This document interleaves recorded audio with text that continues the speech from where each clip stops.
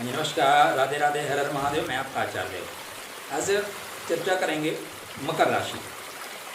मकर राशि में जो सूर्य को गोचर होता है तो संक्रांति, मकर संक्रांति, क्या महत्व है, क्या साइंटिफिक रीज़न है, क्या धार्मिक मान्यताएं हैं और हमारे सनातन धर्म में इसको कैसे मनाते हैं।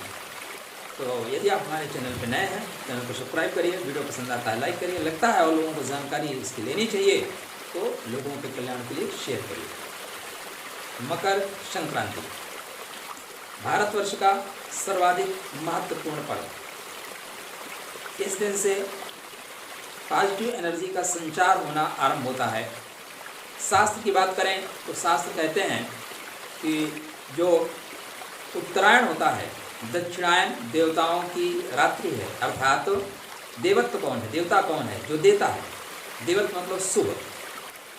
शुभ अगर सोया हुआ है तो शुभ के जगने का समय है। ये वो एनर्जी जो लोगों का कल्याण करती है, जो लोगों को दान देती है, जो लोगों को दे सकती है। देवता माने देने वाला और मनुष्य माने लेने वाला। तो जो देने वाले लोग हैं उनके जागरण का समय है। वो जाग रहे हैं, वो निद्रा का परित्याग कर रहे हैं, वो कर्मयोगी बन रहे हैं।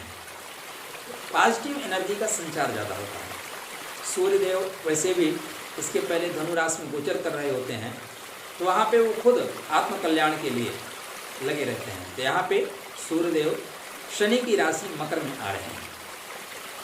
पौराणिक मान्यताएं ये हैं, क्योंकि ये देवताओं का दिन है, ये कल्याण का दिन है, शुभ का दिन है, तो जो भी आपके मंगलमय कार्य हैं उनको यहाँ से स्टार्ट करना चाहिए। महाभारत कालीन घटना को आप याद करें तो भीष्म पितामह हजारों बाण लगने के पश्चात सरसैया पे वेट कर रहे थे कि माघ मकर जब रविगत हुई, सूर्यदेव जैसे मकर में प्रवेश करेंगे तभी मैं इस शरीर का परित्याग करूँगा। हमारा जो धर्म है ना, इतनी विशिष्टताओं को समेटे हुए है। हमारे यहाँ हजारों हजार बाण झेलने वाले और महीनों महीने जीने वाले, हम उनको आदर्श पुरुष नहीं बना सके, और कुछ लोग 4 कील टांग के आदर्श माने सिद्ध कर दिए उन्होंने। तो इस दिन भीष्म पितामह ने अपने शरीर का त्याग किया। ऐसी मान्यता है कि उत्तरायण में अगर आप शरीर का त्याग करते हैं तो गोलोक धाम, मुक्ति धाम आपके लिए उसका दरवाज़ा ओपन रहेगा। कथा ये भी है कि भागीरथी का अनुगमन करते हुए माँ गंगा इसी दिन जाके सागर में मिली थी। इसीलिए गंगा सागर पर आज के दिन बहुत बृहद मेला लगता है, बहुत व्यापक मेला लगता है। प्रयागराज की महिमा भी अपने आप में अनूठी है, अनुपम है। गोस्वामी जी ने लिखा है रामचरितमानस में, माघ मकर जब रविगत हुई, तीरथ पति आओ सब कोई। माने जो बुद्धिमान लोगों का सम्मेलन होना है, जो धर्मनिष्ठ लोगों को समाज के कल्याण के लिए मार्ग बनाना है, वो भी इस दिन से स्टार्ट करते हैं। गंगा के पावन तट पे सारे संत इकट्ठे होते हैं। तो जो इलाहाबाद में मेला का आयोजन होता है, कुंभ मेला का आयोजन होता है, वो भी इसी दिन से स्टार्ट होता है। एक और इसकी जो जानकारी हम लोगों को लेनी चाहिए, जो सीख लेनी चाहिए, पिता पुत्र, संसार में पति पत्नी के बाद सबसे घनिष्ठ रिश्ता जो होता है पिता पुत्र का होता है। एक सीख भी यहाँ से लेनी है। हमें लगता है कि हमारी संतान हमारे जैसे ही हो, आपके जैसे आपकी संतान नहीं हो सकती। आपकी पत्नी आपके जैसे ही कर्म करे नहीं कर सकती, क्योंकि जो आपका लग्न का लाड़ है उसके 7th हाउस का जो स्वामी है उस भाव की पूर्णता है। आप पूर्णता को देखिए, पूर्णता कहाँ प्राप्त होगा। आप कस्टम को देखेंगे तो कस्टम्स की जो पूर्णता है, शत्रु की पूर्णता क्या है, व्यय कर देना, खर्च कर देना, ठीक है ना। आपका लग्न की जो पूर्णता, शरीर की पूर्णता कहाँ, सप्तम पे जाके हो रही है।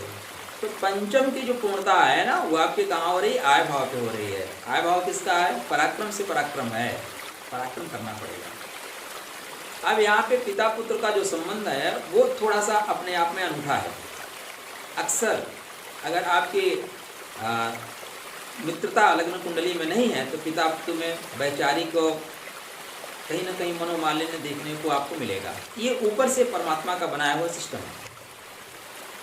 अब सूर्य कि पुत्र शनि है। शनि सूर्य से अलग विचार रखते हैं। सूर्य जो संसार को प्रकाश देता है, वहीं शनि क्या है, प्रकाश में बिलीव नहीं करते हैं, अंधकार में बिलीव करते हैं। सूर्य धवल है, तेज है, वहीं शनि क्या है, स्लो है, लेजी है। सूर्य बहुत फास्ट हैं, शनि क्या है, बहुत स्लो हैं। सूर्य एक राशि को 30 दिन में परिवर्तित कर देते हैं या परास्त कर देते हैं, वहीं शनि एक राशि को परास्त करने में 30 महीना लगा देते हैं।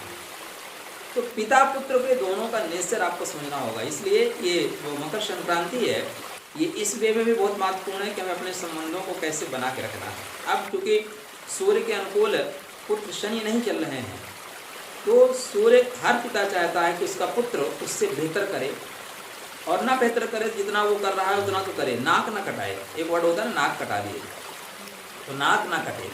अब यहाँ शनि से सूर्य नाराज है, किंतु वर्ष में एक बार अपने पुत्र से मिलने जाते हैं। बहुत बड़ा थाट है यहाँ पे। आपके अपने लोग आपसे नाराज़ हैं या उनकी त्रुटियों से आप नाराज़ हैं, लेकिन उनसे मेल मिलाप रखते रहिए। सूर्य क्या है, राजा है, ब्रह्मांड का राजा है। राजा भी मिलने अपने पुत्र से जाता है। अगर आपकी संतति, आपकी संतान आपसे दूर है, किंचित कारणों से, गलती उसकी है आपकी, वो पॉइंट नहीं है। पॉइंट ये है कि आप भी उससे मिलिए। अगर आप उसको ज्ञान नहीं दोगे तो ज्ञान कहीं से और कैसे कलेक्ट करेगा, और वो फिर उसके लिए प्रॉब्लम क्रिएट करेगा। इसलिए यह दिन संबंधों को इकट्ठा करने के लिए है, टूटे हुए को मनाने के लिए है। अब इसको एक हमारे उत्तर भारत में कहते हैं खिचड़ी का पर्व, खिचड़ी बोलते हैं। ये खिचड़ी कहाँ से आया?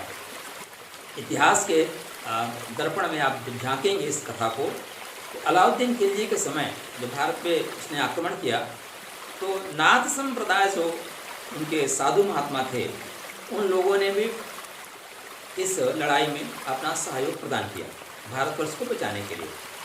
तो दिन भर ये लोग युद्ध करते, शाम को इनको खाना खाने का मौका नहीं मिलता था।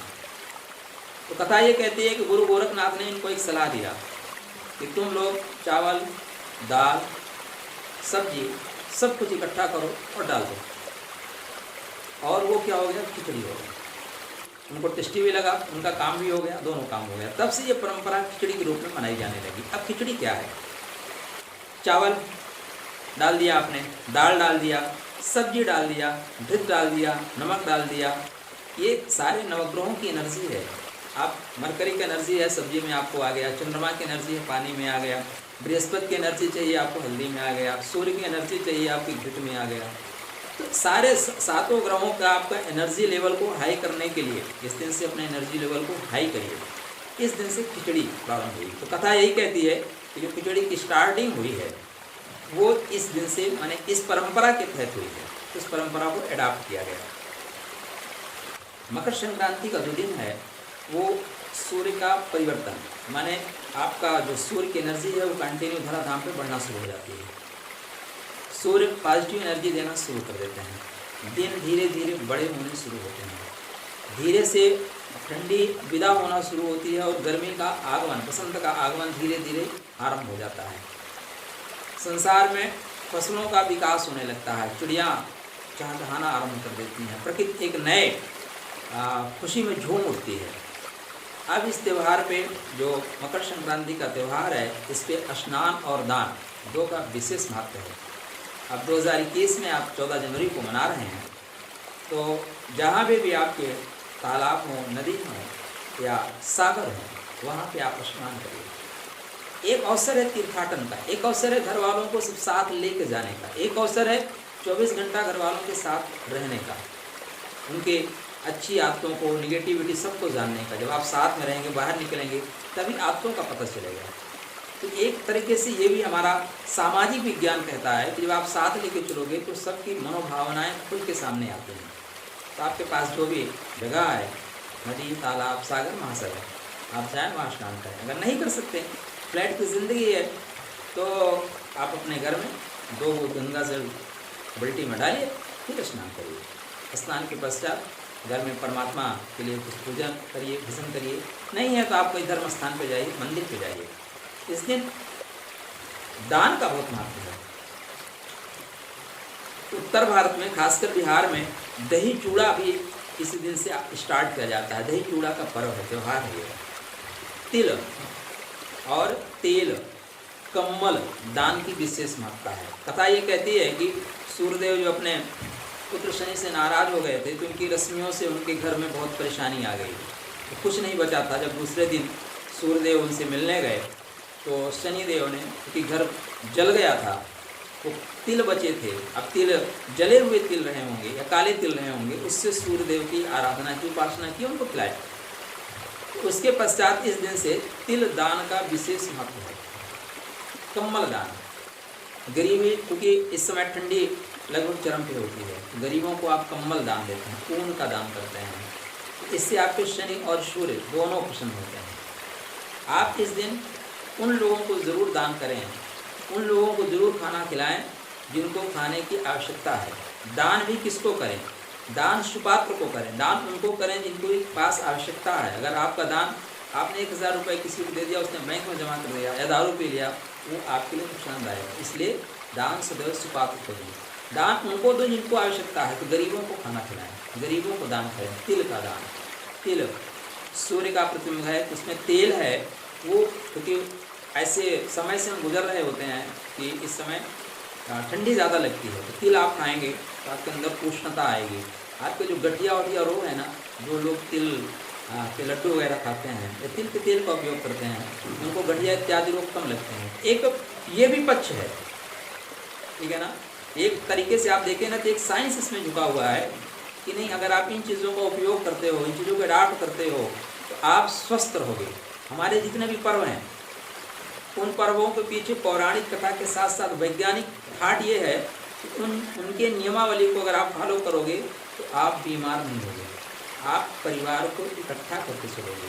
तो जो सूर्यदेव की एनर्जी है, एक ही चीज़ सीखना है इस पर्व से निश्चित रूप से कि रूठे सुजन मनाइए। अगर आपके सुजन रूठ गए हैं, आप पिता हैं, आप पावर में हैं, लेकिन फिर भी आपका नैतिक दायित्व बनता है कि अपनों को मनाओ। आपके पुत्र, आपके बच्चे, आपकी पत्नी, आपके रिश्तेदार जो भी आपसे रूठ गए हैं, तो वर्ष में ब्रह्मांड का जो आत्मा है, ब्रह्मांड का पिता कह लीजिए सूर्य को, संसार की आत्मा है, वो भी अपने पुत्र को मनाने के लिए एक माँ उनके पास जाते हैं, उनके साथ रहते हैं। आप बहुत सी दूर नौकरी कर रहे हैं, आपको आने का अवसर नहीं मिलता, तो एक बार तो आप आइए अपने परिवार के साथ, किसी पर्व पे तो उपस्थित दर्ज कराइए अपनों के बीच में। हो सकता है आपकी संतान आपके मार्ग पे ना चल रही है, हो सकता है आपके विचार, आपकी संतान अडॉप्ट करके आगे ना बढ़ रही हो, तो अपने विचार उनके मत रखिए, उसको स्वतंत्र रूप से कार्य करने दीजिए। ये एक बड़ी शिक्षा है मकर संक्रांति का। सूर्य क्योंकि संसार की आत्मा का प्रतीक है, इसलिए आत्माएं जो संकुचित थी, इस दिन से आत्मा का विस्तार होना आरंभ होगा। आपके जो मौलिक ठाट है, मौलिक ठाट आपके बढ़ने आरंभ होंगे। संसार में नवीन चेतना अग्रसर होगी, नवीन चेतना जागृत होगी, क्योंकि संसार में जितनी भी एनर्जी है वो सूर्य की एनर्जी से प्राप्त होता है। हिंदू धर्म में प्रत्येक जो पर्व त्यौहार हैं वो चंद्रमा की रेज से या चंद्रमा की तिथियों से मनाए जाते हैं। एक यही पर्व है, एक यही त्यौहार है जो सूर्य की रश्मि को पकड़ के, सूर्य का गोचर को पकड़ के मनाया जाता है। तो सूर्यदेव संसार में सबको तेजवान बनाए, उनकी एनर्जी क्रिएटिविटी हो, आपके अंदर कार्य क्षमता का विकास करे। सूर्य का गोचर आपके मेष राशि से लेकर मीन राशि पर्यंत क्या आपको असर करेंगे, एक माह में सूर्य का गोचर आपको क्या क्या लाभ देगा, इसकी चर्चा करेंगे अगले वीडियो पर। तब तक आप लोगों के लिए मकर संक्रांति की मंगलमय शुभकामना। धर्म से जुड़िए, यतो धर्मा ततो जयः। अगर अपने आप को और अपने बच्चों को धर्म से नहीं जोड़ोगे तो कोई कहीं और कनेक्ट कर देगा, ठीक है ना। आप अपने महान पुरुषों का बच्चों के सामने कहानियों में बताया करो कि नहीं, हमारे पास ऐसे ऐसे महान पुरुष हुए। अगर आप उनको बता सके तो लोग जो है संतों को भूमि में फिर संता की जरूरत नहीं पड़ेगी। राधे राधे।